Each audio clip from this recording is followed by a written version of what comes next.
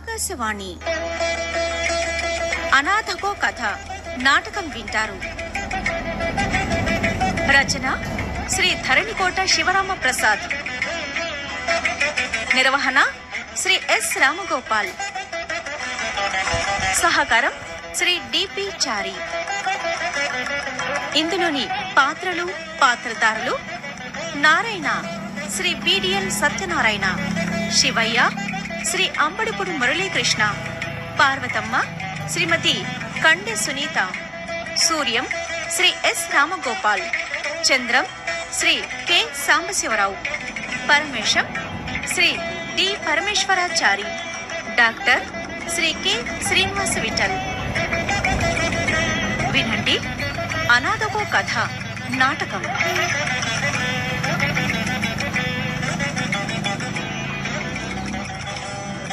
సర్లే మావయ్య, కాసేపు నిద్రైనా పోండి. అలాగైనా కాస్త దగ్గైనా తగ్గుతుంది. ఈ లోపు నేను వంట పని చూసుకుంటా. సరేనమ్మా, నీ వంట అయ్యే వరకు నేను ఇక్కడే ఈ బయటే ఉంటానులే. సరే మావయ్య, మీ ఇష్టం. ఏంటి పార్వతక్క ఇష్టం అంటున్నావు? ఎవరిష్టం ఎవరికిష్టం? వచ్చావా పరమేశం? ఏంటి నువ్వు పొలం వెళ్ళలేదా? లేదక్క, నేను పోదామంటే మా నాయనమ్మ ఒక్కతే ఇంట్లో ఉంది. తనకి వేలకు పువ్వు ఎవరు పెడతారు, గోళీలు ఎవరేస్తారు? అందుకే ఇంట్లోనే ఉన్నా.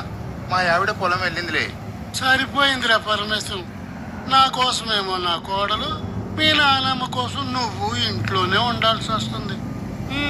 పక్కింటి పరమేశం వచ్చాడుగా, ఇక మీకు బోలెడు కాలక్షేపంలే మావయ్య.